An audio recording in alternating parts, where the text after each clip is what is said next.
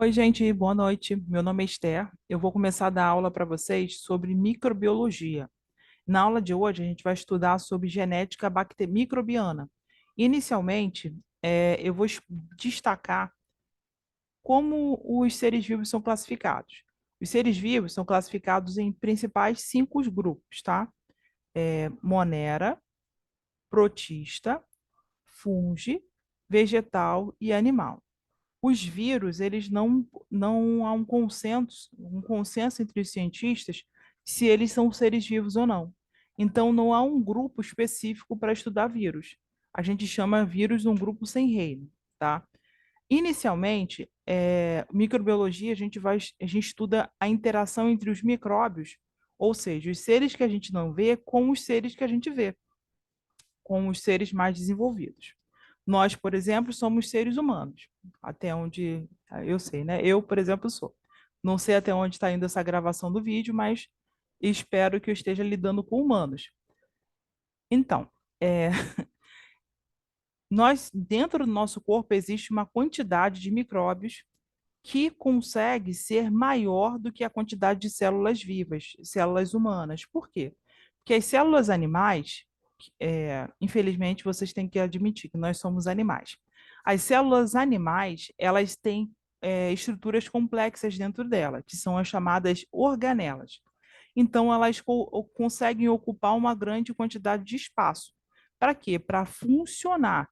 Cada célula é um microorganismo que funciona em conjunto, formando um total de organismo completo, um animal completo, um vegetal completo, é, um ser vivo completo.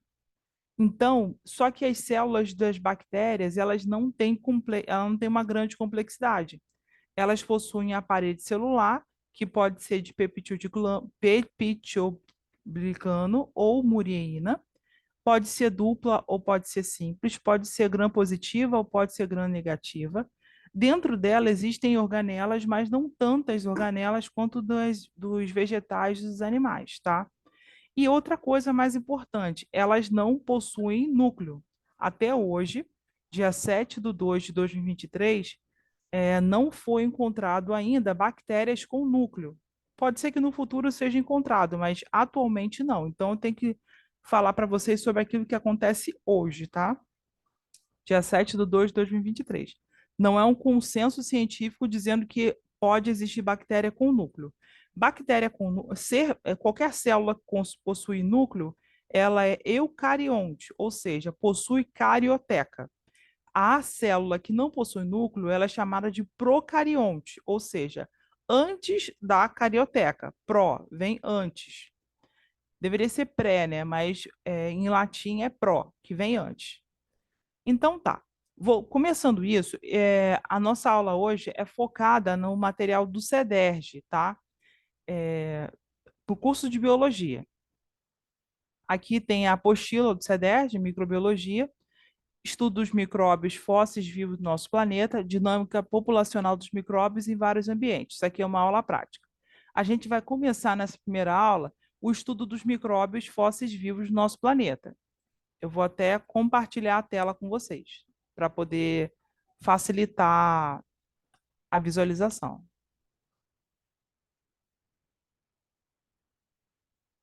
Isso. Agora vocês estão vendo a mesma coisa que eu. A gente vai estudar, como aula um, estudo dos micróbios fósseis vivos no planeta. Todos os ambientes, até onde se sabe, existe algum tipo de ser vivo. Por quê? Micróbio, fungo, protozoário, célula vegetal e célula animal são seres vivos. Porém, quanto maior, mais difícil é a captação de nutrientes nesse ambiente, menor é a diversidade de seres vivos nesse ambiente. Aqui no livro fala sobre a breve história dos micróbios, fala sobre a linha do tempo evolutiva dos micróbios. Acredita-se que o planeta Terra tem em torno de 4,5 bilhões de anos. Acredita-se, tá? Porque pela tecnologia que a gente tem hoje, não dá para saber exatamente a quantidade de anos que o planeta Terra tem. Estima-se que tenha entre 4 ou 5 bilhões de anos. Então,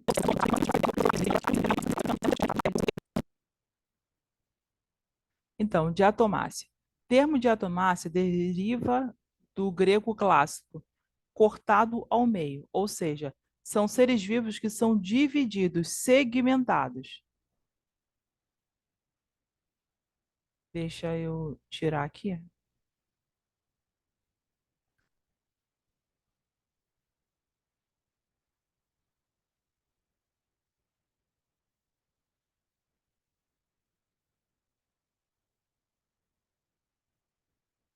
Vou tentar achar aqui a D que eu acabei de baixar para compartilhar com vocês.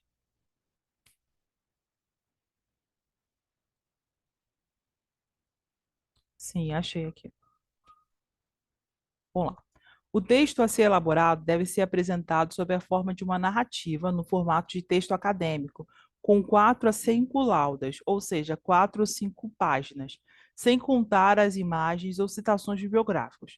O texto deve atender aos objetivos descritos na tabela abaixo, onde também estão apresentados os critérios de avaliação para a pontuação da nota.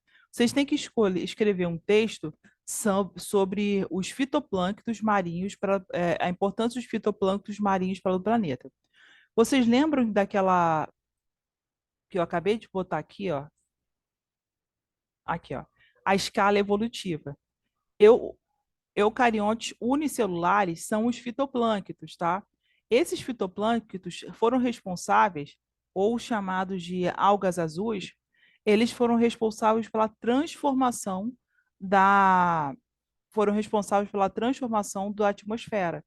Ou seja, eles consumiam excesso de carbono, convertia esse excesso de carbono em carboidratos e eliminava para o ambiente externo da água, externo à água, O2. Esse O2, esse excesso de O2, sofreu uma reação de eletrólise realizada pela constante chuva de raios vinda tempestade solar, né? Vinda da tempestade solar, isso causou uma hidrólise, fazendo a formação de O3, que é a camada de ozônio. Essa camada de ozônio protegeu a nossa atmosfera e isso permitiu o surgimento da vida aqui. Porque quando a quantidade de radiação solar era muito grande, isso não permitia o surgimento de seres complexos. Mas conforme houve uma proteção ou uma redução da emissão de radiação no planeta Terra, permitiu o surgimento da vida. Então, o texto pede que vocês construam, o texto da AD ou do TIS pede que vocês construam um texto falando sobre a importância dos fitoplânctons marinhos para o planeta. Ou seja, para que o fitoplâncton serve, qual a utilidade dele, qual a estrutura anatômica dele. Fitoplânctons são algas, então algas podem ser consideradas protozoários. Olha aqui, isso aqui ó, é um esqueleto externo da alga, da diatomácea, né? Isso aqui é de sílica, é bem rígido, muito rígido. Para quê? Porque um ser microscópico, ele precisa ter alguma estratégia de defesa. Então, a evolução permitiu que esses seres microscópicos se protegessem com uma carapaça. Todas as organelas deles estão dentro dessa carapaça, mas essa carapaça dificulta a predação por predadores. Essa imagem aqui fala sobre uma diversidade anatômica, vamos dizer assim, das diatomáceas. São lindas, né? Parece joia, de tão bonito que é. Porém, isso aqui são seres microscópicos, a gente não consegue ver com clareza a olho nu. A maioria deles foi clorado artificialmente, para ficar mais bonito e vocês conseguirem identificar as partes dele. Aqui também tem um exemplo de diatomáceas, que parece um botão, né, uma torta. Cada uma é mais bonita que a outra. Isso aqui é uma estrutura externa tem várias constituições. Pode ser sílica, pode ser calcário, tem várias constituições. Vocês vão estudar isso mais para frente e eu vou explicar melhor isso mais para frente. Aqui fala sobre a reprodução das diatomáceas. Ó, elas têm alternância de gerações. O zigoto libera esperma que fecunda o óvulo, e esse óvulo permite que seja desenvolvido a partir da mitose, e a mitose permite que uma célula dessa se diferencie, formando um ser vivo complexo, tá? Existe diatomácea células femininas, masculinas, e elas têm várias estratégias de reprodução. Aqui está um exemplo do ciclo da vida marinha. Aqui tem o carbono. Quanto mais longe, mais profundo é o oceano, menor é a diversidade microbiana. Aqui, tá vendo esse desenho aqui? Quanto mais escuro é o azul, mais profundo. E também a maior quantidade de carbono, né, presente nesse ambiente. Aqui no meio, vamos dizer assim, nessa parte verdinha, tem uma quantidade de oxigênio bem grande. E nessa quantidade também há várias reações mediadas por diatomáceas ou é, algas cianofícias que reagem pela luz do sol, aumentando a oxigenação aqui. Por quê?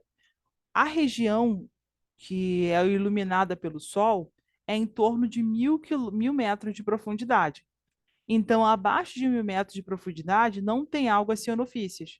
E por isso a quantidade de oxigênio é bem reduzida. E também por isso a diversidade dos animais abaixo de 1.000 metros é de reduzida. Todos os animais lá conseguem fazer adaptações para que consiga sobreviver em ambiente com pouco oxigênio. Então tá. Voltando aqui, ó, deixa eu só dar uma olhada aqui quantos minutos nós temos.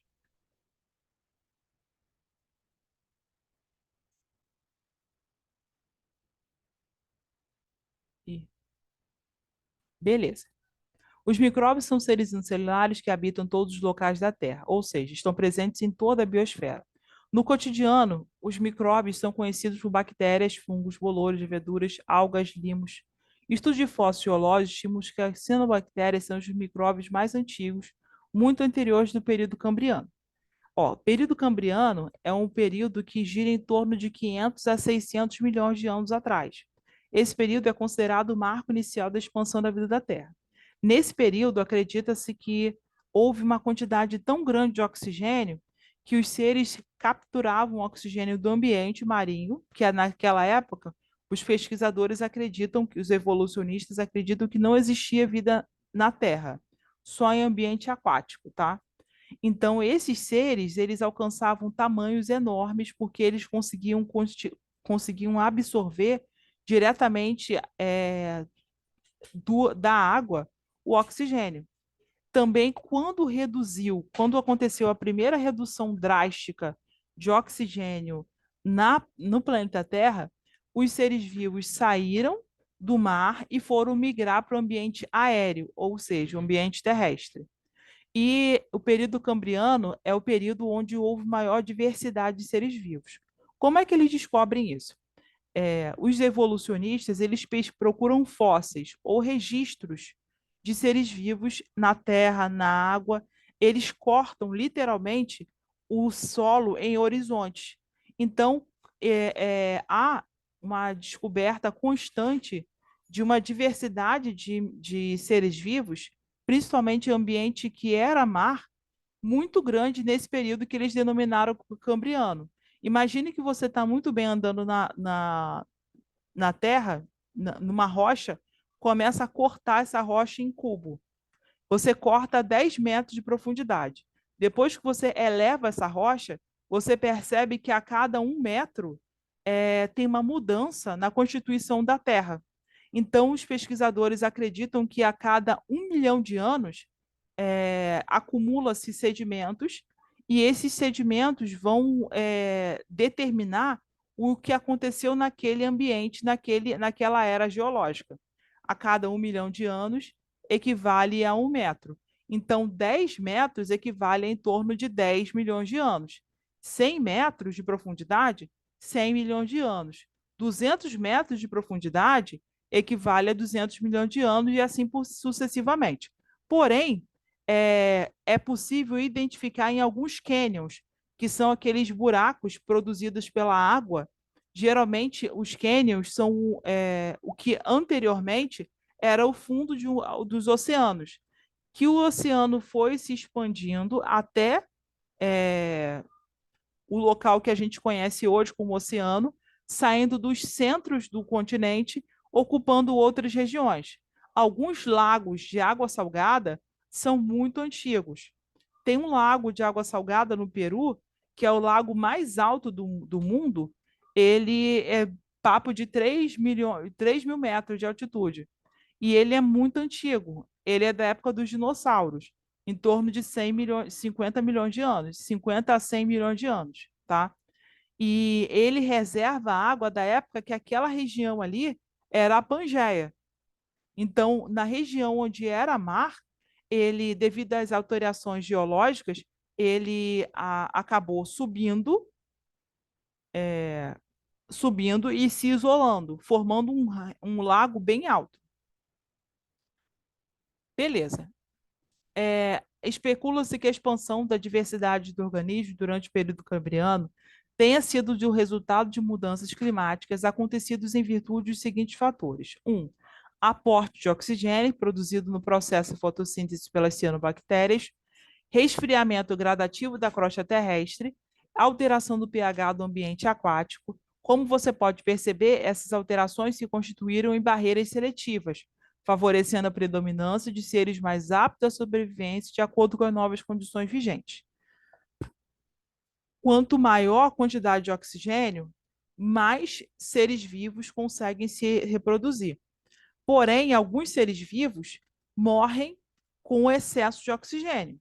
A gente sabe que quando você se corta, você pode passar água oxigenada e essa água oxigenada desinfeta aquela região cortada. Ou seja, tem um grupo de bactérias que não resiste ao oxigênio, que são as bactérias anaeróbicas.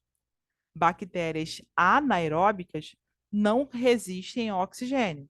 As bactérias aeróbicas resistem ao oxigênio. Então, quando aumentou a quantidade de oxigênio no período cambriano, também houve uma extinção em massa dos seres anaeróbicos. Porém, esses seres são tão simples, constituição tão simples, que eles não deixavam registros fósseis consideráveis. Os únicos registros fósseis consideráveis são os estromatólitos, tá? Cada micróbio ele tem uma função na natureza. Ele pode ser operário, que ele ajuda ele consegue digerir alguns materiais, facilitando a identificação dos metais, muitos deles preciosos. Micróbios adubadores são micróbios que interagem entre si na Terra, melhorando a oxigenação, principalmente a fixação de nitrogênio nos vegetais. Que esses nitrogênios vão auxiliar na reação em diversas reações metabólicas nos vegetais. Produtores de alimento, por exemplo, para quem gosta, né, cerveja. A cerveja, ela é produzida a partir, desculpa, de reações que alguns vegetais sofrem pela presença de um fungo chamado Saccharomyces cerevisiae.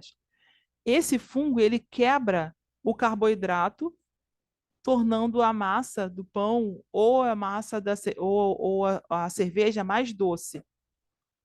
No caso, ele torna a cerveja mais doce, mas no caso do pão, torna o trigo e a massa mais palatável, mais facilmente digerido.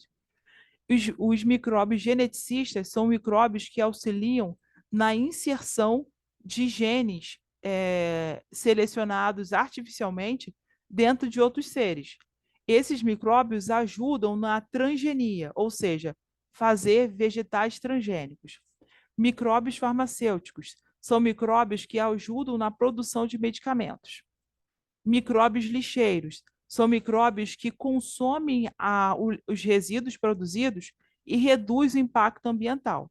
Micróbios também participam da produção, beneficiamento de linho, beneficiamento também de algodão, produção de diversos, produção de diversos combustíveis, principalmente álcool. Por que que eu falo diversos combustíveis? Porque o petróleo ele também sofre alteração. E essa alteração exercida pelas bactérias também auxilia na produção de exercício, de combustível, desculpa.